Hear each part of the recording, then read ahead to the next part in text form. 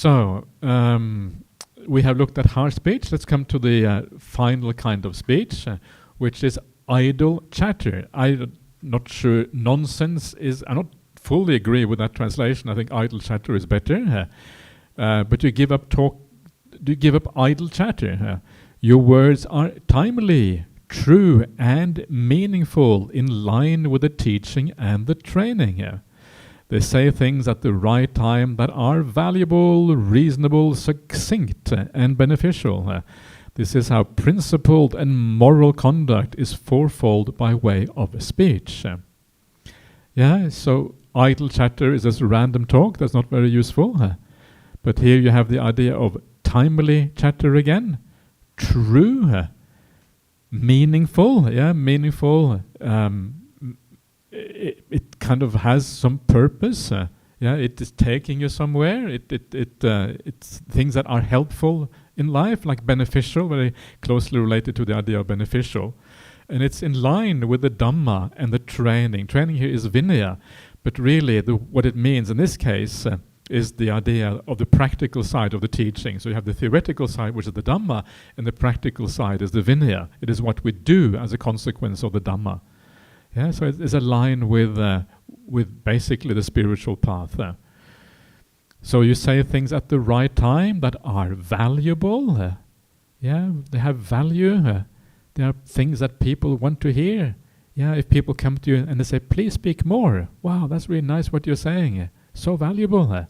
Wow, give me more treasures. I want to hear the gems coming out of your mouth. If the gems are coming out of your mouth like diamonds are coming out with your speech, that's kind of the idea here. And you store up those diamonds. You put them in a safe somewhere, and you store them up in the vault of your mind to be taken out when you need them in the future. That's the idea of valuable speech. Store it in your heart. This is like you read sometimes a little verse in the Dhammapada. You think, wow, that's really beautiful. Like hatred is never overcome by hatred. Hatred is overcome by love. This is an eternal law. One of the famous verses of Dhammapada. And that's so beautiful. And just remembering that is kind of already very, very helpful in your daily life even. So you say things that are truly valuable, that people want to store up. I think the Pali word here is nidana vati, I think, which means like to be stored up. That's kind of how it is, what it means. It is reasonable. It is supported by, supports by reasonable support. It's not kind of just spoken without any support in the broader context. It makes sensible words. It is succinct. You don't talk too long. You talk just the right amount of time. And finally, it is beneficial. So these are the 4 kinds of right speech, according to the suttas, the way the Buddha talks about this. And very, very helpful. And you cannot really read this too often. It's kind of, every time you read it, it reminds you of how your speech probably can improve. It's very hard to live up to this 100%. Okay, so now more about speech. Wow, I didn't know there was so many about speech here. Now we come to inappropriate speech, inappropriate talk. Mendicants, it is inappropriate to speak to 5 individuals by comparing that individual with someone else. What 5? It is inappropriate to talk to an unfaithful person about faith. It is inappropriate to talk to an unethical person about ethics. It is inappropriate to talk to an unlearned person about learning. It is inappropriate to talk to a stingy person about generosity. It is inappropriate to talk to a witless person about wisdom. So, this is kind of interesting. What this means is that someone who doesn't have faith, normally if you start talking about what they haven't got, they will get upset. They won't like that. It won't be enjoyable for them because they know that they are not going in that direction. They know that they are living otherwise, and so they will feel bad if you start talking about this, and so they don't want to hear about it. That's kind of what this means. However, sometimes there will be unethical people who may want to change, and sometimes it can be right to talk about something who is unethical about ethics, because maybe you can lean them in the right direction. So this is not absolute, this is just a general kind of statement that generally speaking, unethical people are not interested in ethics. But there are exceptions to this rule. There are exceptions, people who are kind of want to be ethical, but they don't really understand it properly, for example, or they have had a change of mind. They were unethical yesterday, but today they are becoming ethical already. So it is a bit nuanced. You shouldn't take this too one-sidedly. If you do, then these poor people will never learn anything. There will be completely no hopes for them if this is taken to the absolute extreme. So let's go on into the details about this. Why is it inappropriate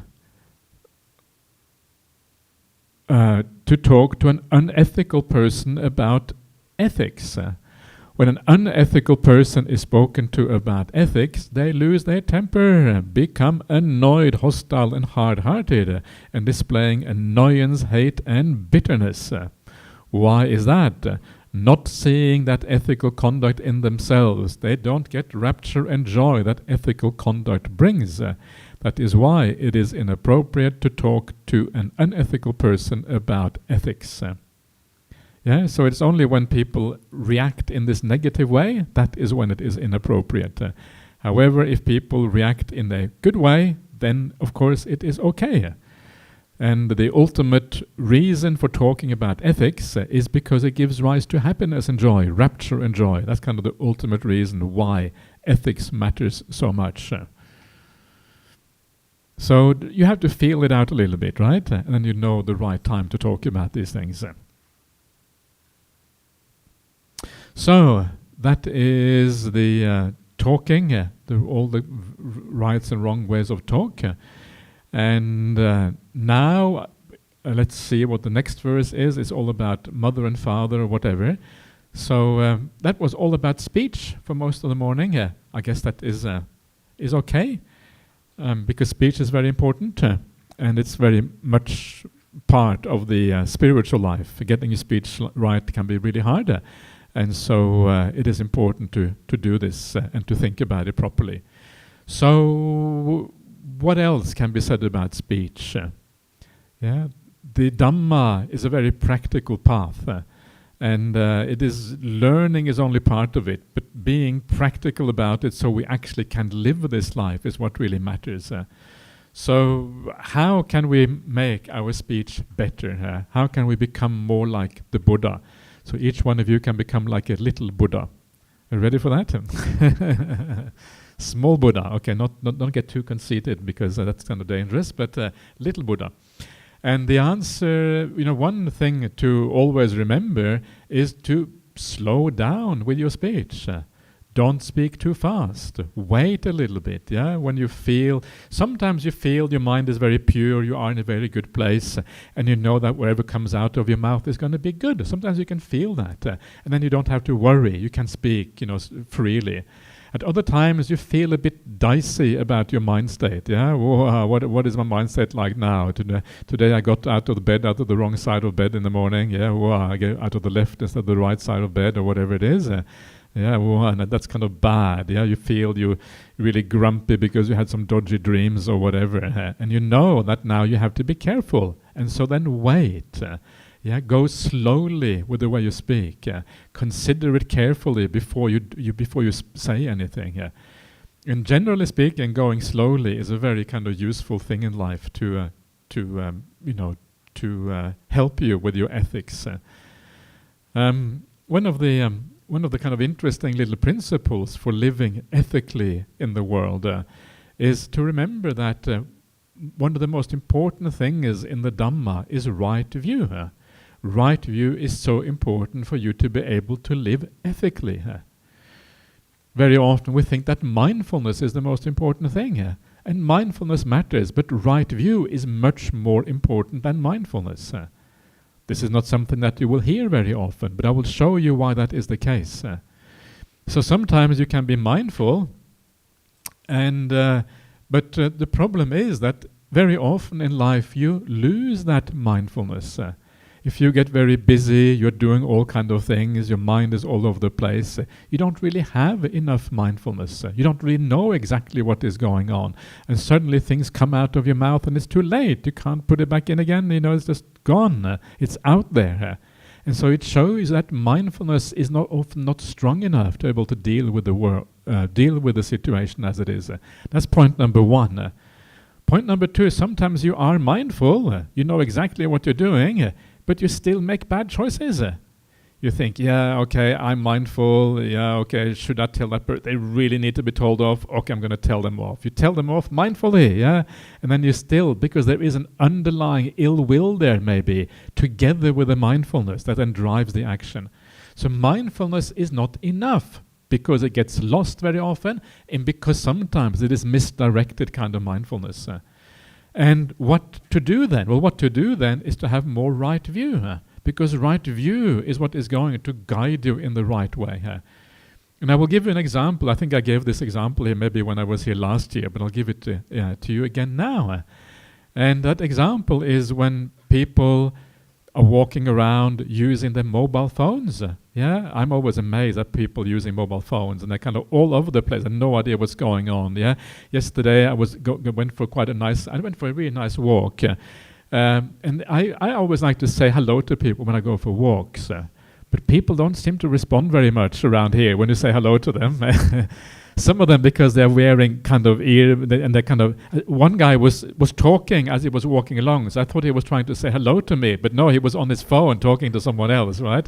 I should have known that because I've made this mistake so many times. But I said hello to him, and he kind of looked at me and he walked on. He didn't want to have anything to do with me. Some people, however, say hello back when you say hello. Right? And that's kind of nice. So I say hello to everyone, and if they want to say hello back, great. If they don't want to, okay, that's fine. It's up to them. But it's kind of a nice exercise, I think, for me to see, do I need to get a response from someone else, or can I just not care less about whether someone responds or not? Just sometimes it's nice to do something like that. I enjoy messing around a little bit. But it can be very hard, because in most Australia people are quite open. You say hello and people often say hello back. Not always, even Australia not always. But in many countries it's really hard. Malaysia, quite difficult. In Norway, where I come from, quite difficult also, yeah? If you say hello to someone on the street, I think you're completely nuts, yeah? It's a very kind of private, individual society. Yeah? So, anyway, so you see all of these people, yeah, walking around with mobile phones, and sometimes they have no mindfulness. You get this feeling that they're completely all over the place. They're doing all kind of things except for knowing what they are. Sometimes it's a miracle they don't walk into the lamppost or building or whatever, right? But what is very interesting, as they're walking along the pavement, preoccupied with a mobile phone, when they come to a street and they have to cross over, they always remember to look left and right when they come to that street. Always remember that. Doesn't matter how little mindfulness you have, you always remember to look left and right. Why is that? Because if you walk into these busy streets here in KL without looking left and right, the chances you're going to die is about 90%. Yeah, it's very, very high. Or maybe not 90, but you know what I mean. It's very high. Because people drive fast, don't care all that much about pedestrians. And so you always stop, regardless of how little mindfulness you have. Why is that? Because you have right view. It is right view that reminds you that this street is dangerous. That's right view. You have right view about the street. And that right view is more powerful than mindfulness. So when you come to that street, right view tells mindfulness, be alert, wake up mindfulness. Bing, mindfulness wakes up. Bang, you stop right there. Yeah, right view is at the back of the mind, further, deeper embedded in your psyche than mindfulness. And then it kind of alerts mindfulness, and mindfulness comes online, and then you stop and you wait, you look left and right, yeah, and then you walk into the street if everything is clear. Yeah? So right view is much more powerful than mindfulness. And it's the same thing in your ordinary life, yeah, whatever it is that you're doing. When you are speaking, we're not talking about right speech. you understand that wrong speech is dangerous. It is dangerous because you're creating bad karma. You're creating the conditions for a bad future, for negative consequences down the line. And sometimes we don't get that. That is really, really dangerous. What do you think is more dangerous? Is it more dangerous to walk into that street without looking? Or is it more dangerous to say something dodgy?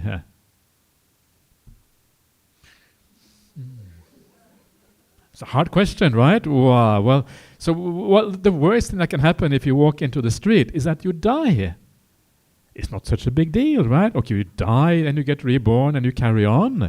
At least you haven't made any bad karma. You're not going to create a bad rebirth. However, if you have bad speech, you are creating the conditions for a bad rebirth. You're going to have to die anyway at some point, yeah? So actually, it is far worse, much more dangerous to speak that bad speech than it is to walk into that street and getting hit by a car. So if you are afraid of that car, you should be much more afraid of bad speech. People don't think like that, right? They think bad speech, that's nothing. Yeah, everyone uses bad speech. But that is the right way of thinking, because you are really causing so much suffering in the long term. That suffering you have when you are hit by a car is short-term suffering. You die straight away, bang, you are all off to heavenly realm, right? Because you're all good people, so you're all going to be safe anyway, or at least the human realm. So most of you, yeah, maybe not everyone, because we don't know exactly what happens. It's a bit uncertain. So it's not a big deal. But that negative karma you make is going to be there for your long-term suffering in the future. So if you are afraid of being hit by a car, be more afraid of bad speech, bad actions, even bad thoughts, because that is where your long-term future really is destroyed. So this is a very interesting way of thinking about things, and it's very different from how people normally think about existence. We think about those cars as far more dangerous than bad speech. Actually, from a Buddhist point of view, it's the other way around. And usually in the Dhamma, things are the opposite of what we think. Yeah, and this is an example of that. So allow that right view to be at the back of your mind. When that right view is at the back of your mind, and that informs your mindfulness, then you're going to make far better decisions than just by being mindful. There is a beautiful simile in the suttas about this. And this is a simile that I have no doubt taught you before, because I've taught you all so many similes before, but I will teach it again, especially for those who haven't been on these retreats before. And this is a simile found in the Sutta. Do you all know the Sutta? Anyone doesn't know the Sutta? Wow, okay, not many people know the Sutta, okay? You probably know it once you hear about it, but it's because maybe you don't know the name, yeah? I'm just being naughty when I say, does anyone not know about the Sutta? I'm being silly. Of course, I don't expect you to know that at all. The Sutta is found in the middle-length sayings of the Buddha, number 48.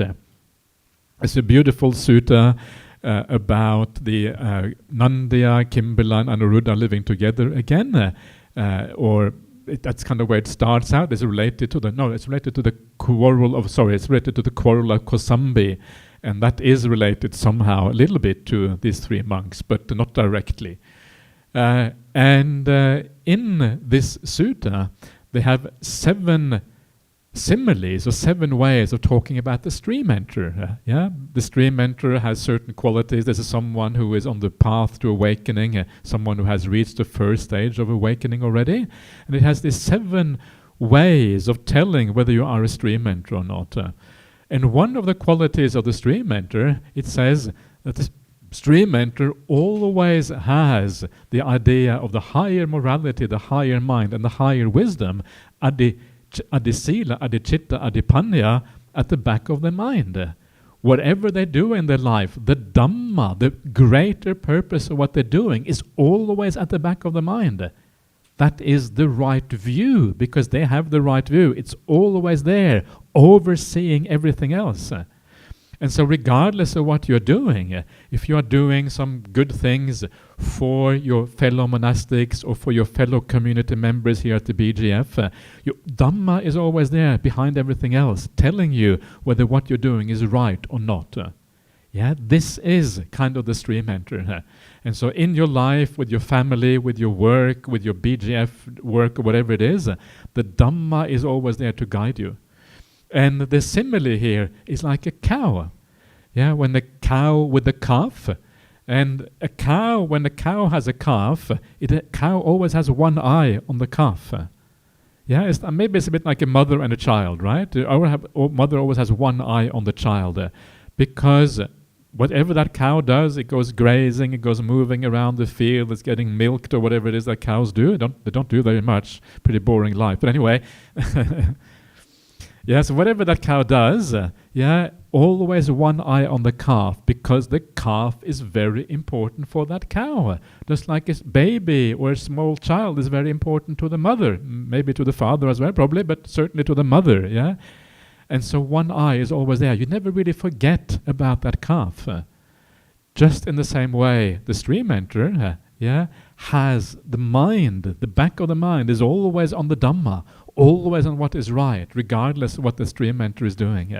It's like an oversight in the mind, guarding over your kind of whole, the broader, the most important thing in life, what really matters. So everything falls in line with the broader outlook, the broader importance of what is really matters in life. So be like that cow.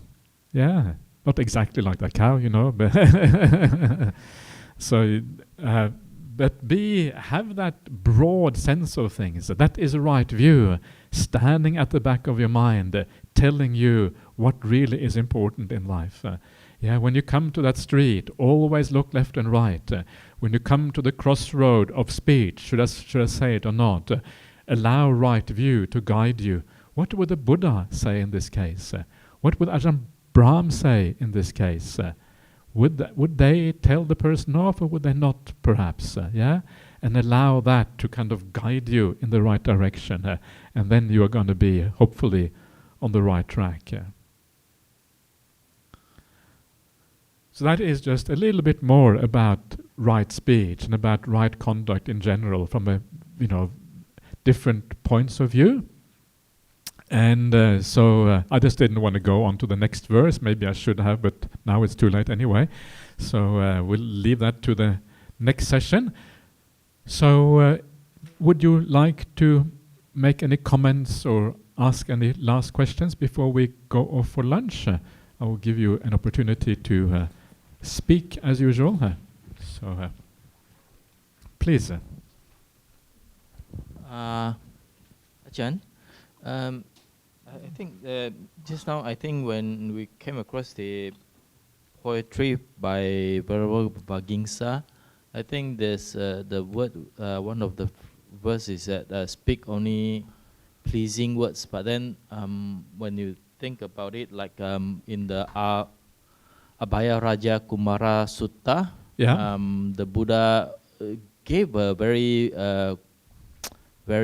vivid simile where that he may speak critically, like he used a simile where a baby has something stuck in the throat, and then even if it draws blood, he'll went ahead and proceed to do that, and he also he may also likewise Buddha may also speak critically when it's necessary. So I thought that is kind of contradictory with this poem. So I maybe the word only here is, maybe I don't know if the word only is in the Pali. I haven't checked the Pali, so I'm not sure. But so this is one of those things, is that nothing is ever completely one-sided. Everything is nuanced in the world, and so when you read the words, it's always that nuance has to be taken into account. Nothing is really, very rarely, absolute. You should never really lie, but even with lying there may be some exceptions. You should never kill, but maybe there are some exceptions with killing as well. Nothing is really one-sided. Maybe the only thing that is one-sided is that we should speak from, motivated by the good roots, by alobha, adosa, amoha. We should be motivated by those. But that may be more absolute, because whenever you speak from greed, from ill will and delusion, it's going to be bad karma. So that's where we're getting closer to an absolute. But when we're talking about practical rules for living, it is never going to be that absolute, because these are approximations to the truth. And so you're quite right. So it is, sometimes, especially someone who is like an Aryan, they can do these kind of things, because they will be coming from a good motivation, from a good root. And if they see that they can be helpful for somebody when they're doing something wrong, then maybe you will say things that are displeasing to somebody. You may criticize someone, right? And usually we don't like to be criticized. However, we should be more open to criticism in general. We should be glad sometimes to be criticized. If someone you respect criticizes you, you should say, please, thank you so much for giving me that treasure, for opening up my eyes to a flaw. And this is kind of the beautiful thing. When someone you really respect criticizes you, actually it feels right. You don't feel offended because you respect that person and because you know they have your interest at heart when they say that. They're not just blurbing out words because they are upset or having ill will because of their defilements. They're actually doing it basically because they care and they want to help you. And so so the idea of drawing blood from the baby because they're choking on food, I would say you can draw that blood, you can say those critical words, but be very careful. And often it is the Buddha who should be saying those words. Often it is the Aryas, someone who is already very, very pure. And we should, ourselves, maybe occasionally we can do it, but we should be very careful because it's very hard to live up to those standards, basically. So, yeah.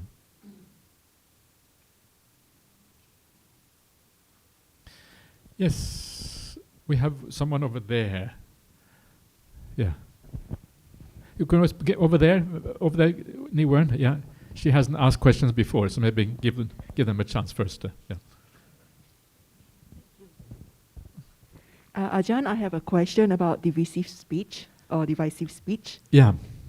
Okay, let's say you have two parties and it's a very bad relationship, all right? And one party is abusive. So you know that if you tell them to reconcile, the other person is going to get stuck in an abusive relationship. So, but to tell them to separate, that it's like divisive speech, isn't it? So what should you do actually? No, I telling them to separate is okay. If it is an abusive relationship, absolutely you should separate. You should not accept that. That is the wrong way of doing things. So sometimes that is the best way not to have division, is to separate. Because as long as you are together, you are going to be divisive, you're going to be problematic. So you actually need to separate to have a better relationship. So no, I would never, you try a little bit. You don't separate straight away. Obviously, that's also wrong. You try a little bit, but then if it doesn't work out, please separate. Too many people in this world live in abusive relationships. They are so common in the world, right? It's just terrible. No one should put up with that. And sometimes you get so attached to the other person that you still continue living in that abusive relationship because you can't let go. Because you're attached and abused at the same time. There's no way out. And that's terrible. Please separate. Please move out. Find someone to help you. Find some support. Someone you can talk to that can lean you, help you in the right direction. If you are living with abuse, it is just really, really wrong. And life should not be like that.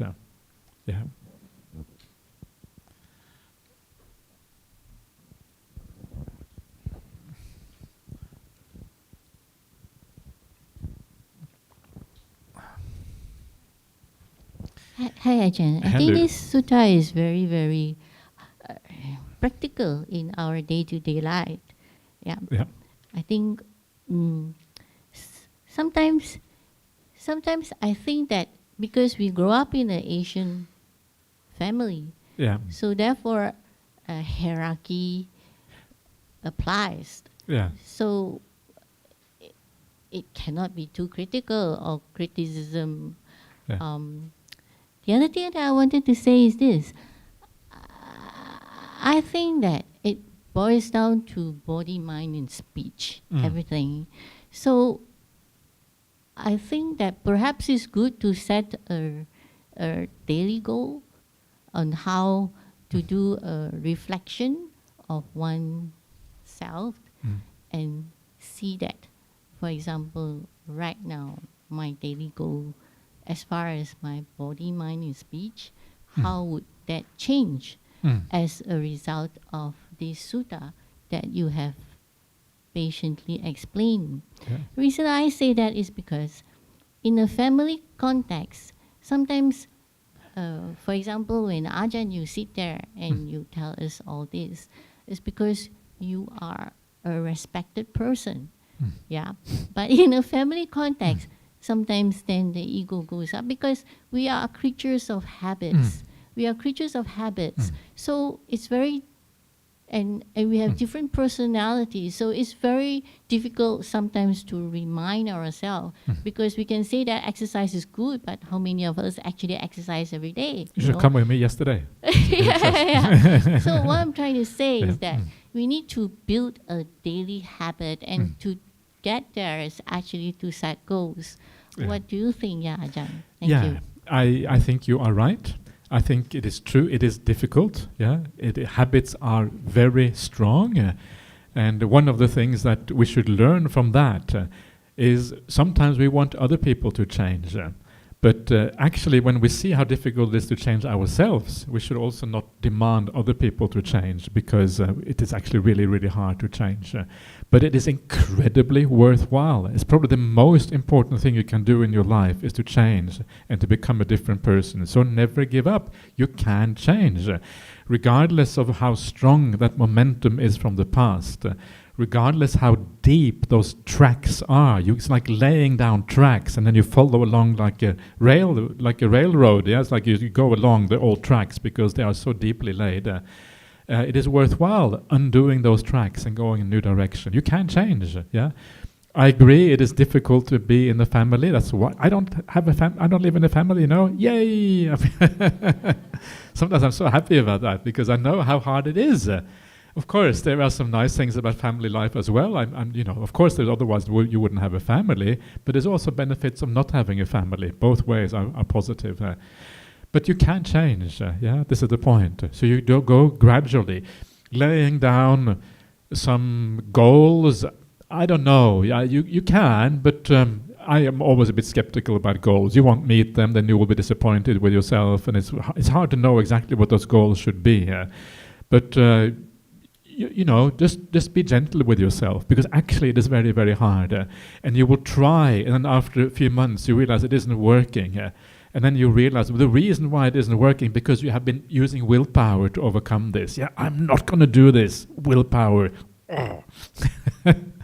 And it doesn't work. Yeah. And so that we will actually, what I need to do is something else. So what should I do?